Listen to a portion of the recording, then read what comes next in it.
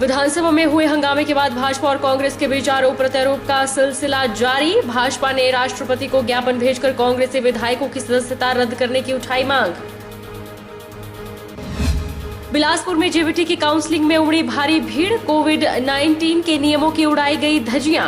Counselling में एक ही समय में बुला लिया 3 जिला के अभ्यर्थियों को। युवाओं ने व्यवस्था पर उठाए सवाल।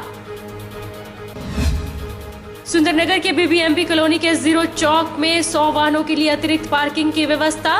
व्यापार मंडल और रोड सेफ्टी क्लब की मांग पर बीबीएमबी और नगर परिषद ने की पहल। और इंदौरा के भदरोया में वन काटुओं का कहर जारी। टिपरी जंगल में मिले खैर के कटे अवैध पेड़, कब्जे में लेकर जांच में जुटी वन विभाग। नमस्कार, आप देख रहे हैं HP 24x7। मैं हूं जनीशा। विधानसभा में हुए हंगामे के बाद हिमाचल में भाजपा और कांग्रेस के बीच आरोप प्रत्यारोप का सिलसिला लगातार जारी है। इसी बीच भाजपा ने राष्ट्रपति को ज्ञापन भेजकर कांग्रेसी विधायकों की सदस्यता रद्द करने की मांग की है। सिरमौर जिला मुख्यालय नाहन में बीजेपी कार्यकर्ताओं ने जिला उपायुक्त के माध्यम से राष्ट्रपति को ज्ञापन भेजा है और ज्ञापन के जरिए मांग की है कि हिमाचल विधानसभा से निलंबित सभी 5 कांग्रेसी विधायकों की सदस्यता को रद्द किया जाए। भाजपा नेताओं का कहना है कि राज्यपाल के साथ जिस तरह का व्यवहार कांग्रेसी नेताओं ने किया है वह बेहद निंदनीय और शर्मनाक है। हमारा जिले का जो है प्रतिनिधि मंडल डीसी साहब से मिला है। जो कांग्रेसियों ने हुल्लड़बाजी शिमला में की है और गवर्नर साहब के साथ जिस किस्म का व्यवहार किया है उसके विरोध में हमने डीसी साहब को मार्फत प्रेसिडेंट को ये खत लिखा है कि उनको पार्टी से वो विधानसभा से उनको उनकी सदस्यता समाप्त कर दी जाए। इन सब के साथ जो है प्रमुख लोगों के साथ हम मिले हैं और हमने यही दरखास्त की है पार्टी लेवल से कि उनको इमीडिएट जो है विधानसभा से बर्खास्त किया जाए। गौर हो कि हिमाचल विधानसभा में 26 फरवरी को हुए हंगामे के बाद नेता प्रतिपक्ष मुकेश अग्निहोत्री सहित कांग्रेस के 4 अन्य विधायकों को विधानसभा बजट सत्र से निलंबित किया गया है। विधानसभा के बाहर हुए हंगामे को लेकर प्रदेश में भाजपा और कांग्रेस आमने सामने आ गई है और तीखी बयानबाजी देखने को मिल रही है। वहीं मंडी जिला कांग्रेस कमेटी के नवनियुक्त प्रवक्ता योगेश सैनी ने महंगाई और बेरोजगारी के मुद्दे को लेकर भाजपा सरकार पर निशाना साधा। विधानसभा में हुए हंगामे के बाद प्रदेश की राजनीति में उबाल आ गया है। भाजपा और कांग्रेस में जुबानी जंग छिड़ गई है और एक दूसरे पर आरोप प्रत्यारोप लगाए जा रहे हैं।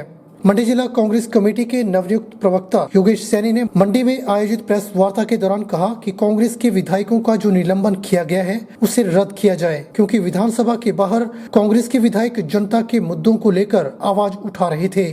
उन्होंने उपाध्यक्ष पर आरोप लगाते हुए कहा कि जिस तरह से उन्होंने कांग्रेस विधायकों के साथ गुंडागर्दी की है उसकी कांग्रेस कड़ी निंदा करती है। उन्होंने भाजपा सरकार पर निशाना साधते हुए कहा कि देश और प्रदेश में महंगाई ने तांडव मचाया हुआ है। पेट्रोल, डीजल और रसोई गैस की कीमतें बढ़ती जा रही है, जिसके चलते आम जनता को महंगाई की मार झेलनी पड़ रही है। उन्होंने सरकार से मांग की कि कोरोना के इस दौर में टैक्स में कटौती कर आम लोगों को राहत प्रदान की जाए। कांग्रेस पार्टी के विधायकों का जो निलंबन किया है उसे जल्द से जल्द रद्द किया जाए, क्योंकि वो जनता की आवाज़ उठाने के लिए जो 1 वर्ष के बाद जो विधानसभा का सत्र हो रहा है उसमें जनता के ज्वलंत मुद्दे और जनता की आवाज़ उठाने के लिए गए हुए हैं। वो जनता के द्वारा चुने हुए प्रतिनिधि है और जिस तरह से उनके साथ वहाँ गुंडागर्दी का व्यवहार जो विधानसभा के उपाध्यक्ष ने किया है वो बहुत ही निंदनीय है और कांग्रेस पार्टी इसकी कड़ी शब्दों में निंदा करती है। महंगाई का जो तांडव पूरे देश और प्रदेश में चला हुआ है, जैसे सिलेंडरों के दाम जो दिसंबर से लेकर आज तक जो है वो 250 रुपये से ज़्यादा बढ़ गए हैं। पेट्रोल 90 से ऊपर है और डीजल 80 से ऊपर चला गया है और सब्सिडी के नाम पर सिर्फ छलावा मिल रहा है। जो रिवर्स सब्सिडी आती थी वो सिर्फ 10 रुपये या कईयों के खाते में 32-30 रुपये सब्सिडी आ रही है। अन्य जो हमारे खाद्य पदार्थ, दाल चावल, और उसमें भी महंगाई का बहुत ही तड़का लग रहा है। जो APL परिवारों का जो एक मेन बात है कि जो डिपोओं में राशन मिलता था उस आटे में भी 1.5 किलो की जो है आज से कटौती कर दी गई है। तो मैं सरकार से निवेदन करना चाहता हूँ कि इस कोरोना के 1 वर्ष में लोगों के ऊपर बहुत मार पड़ी है। अब इस महंगाई की जो मार पड़ रही है उसमें अपने जो टैक्स है, इन टैक्सों में जो है कमी करके जो है आप लोगों को राहत देने का कार्य करें। शिक्षा विभाग के द्वारा बिलासपुर में जेबीटी काउंसलिंग पर अभ्यर्थियों ने व्यवस्था को लेकर प्रश्न उठाए हैं। बिलासपुर में जेबीटी की काउंसलिंग में भाग लेने के लिए अभ्यर्थियों की भीड़ उमड़ पड़ी। इस संदर्भ में अभ्यर्थियों के काउंसलिंग के दौरान कोविड-19 के नियमों की धज्जियां उड़ाने के आरोप लगाए। सतगुरु रविदास मंदिर कमेटी के प्रधान प्रेम सिंह भाटिया ने कहा कि मंदिर का निर्माण लगभग 50 वर्ष पहले लोगों के सहयोग से किया गया था। इस अवसर पर मंदिर प्रशासन और सरकार ने दलित वर्ग की धार्मिक आस्था को ठेस पहुंचाकर घृणित कार्य किया है, जिसे सहन नहीं किया जाएगा। उन्होंने कहा कि इस मंदिर की भूमि के नियमितीकरण के संबंध में कमेटी द्वारा सभी दस्तावेज प्रशासन को भेज दिए गए हैं, लेकिन प्रशासन द्वारा इस मंदिर की भूमि का नियमितीकरण नौकर के दलित समाज के साथ अन्याय किया है। सभा का कहना है कि अगर मांगे नहीं मानी गई तो राज्य स्तरीय विरोध प्रदर्शन किया जाएगा, जिसकी जिम्मेदार सरकार और प्रशासन होगी। महाराज जी की जो सराय बाड़ा में तोड़ी गई सतगुरु रविदास मंदिर के साथ, उसके जो विरोध में आज हम दलित समुदाय के लोग झंडूता ब्लॉक की गुरु रविदास सभाओं के पदाधिकारी इकट्ठे हुए थे। हम मांग करते हैं कि जिस अधिकारी ने कानून अपने हाथ में लिया है और दलितों को उत्पीड़न किया है उसको यहाँ से इमीडिएट सस्पेंड करें, ट्रांसफर करें यहाँ से, और जब तक ऐसा नहीं होगा तब तक हम लोग आगे बड़े संघर्ष की तैयारी करेंगे। और हम विधायक जी ने जो हमें आश्वासन दिया है उसका हम इंतजार करेंगे। अगर विधायक जी अपने आश्वासन में जो उन्होंने गुरु रविदास सभा को विश्वास दिलाया है, अगर ऐसा नहीं हुआ तो हम विधायक का घेराव करने के लिए भी मजबूर होंगे और यहाँ एसडीएम कार्यालय का और एसडीएम का भी घेराव करेंगे। भाजपा के नेता और पूर्व मंत्री गुलाब सिंह ठाकुर की अचानक तबीयत बिगड़ने पर उन्हें अस्पताल दाखिल करना पड़ा है। अस्पताल के स्पेशल वार्ड में उन्हें उपचार दिलाने के लिए विशेषज्ञ चिकित्सक की टीम तैनात की गई है। अस्पताल के एसएमओ भी गुलाब सिंह ठाकुर के स्वास्थ्य पर नजर बनाए हुए हैं।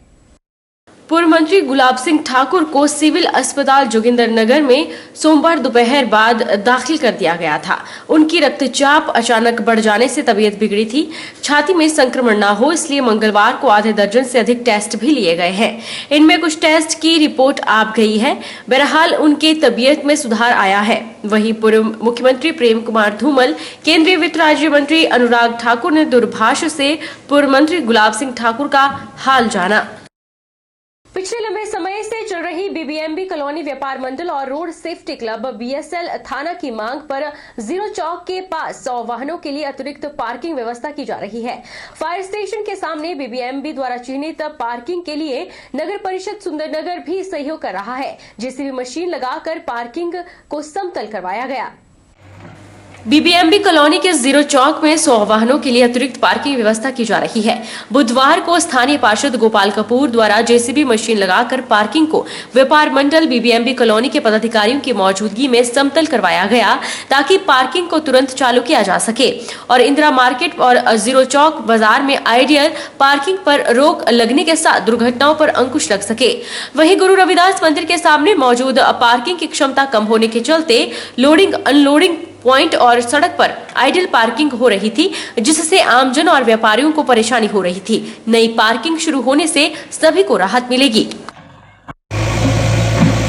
यहाँ पे पार्किंग की व्यवस्था कई बार रोड सेफ्टी क्लब की मीटिंग में भी ये मुद्दा उठा और पार्किंग के लिए हमने प्रयास किया और इसको नगर परिषद के सहयोग से और बीबीएमबी प्रशासन की मदद से इसको हमने आज संपन्न किया है। और यहाँ पे गाड़ी लगाने की और एक व्यापारियों की भी यहाँ पे बहुत ज़्यादा डिमांड थी और इसको गाड़ी पार्क करने के लिए अब खुद यहाँ पे कम से कम 100 गाड़ियाँ यहाँ पे पार्क हो सकती है। रुकेंगे एक छोटे से ब्रेक के लिए, ब्रेक के उस पार फौरन लौटेंगे।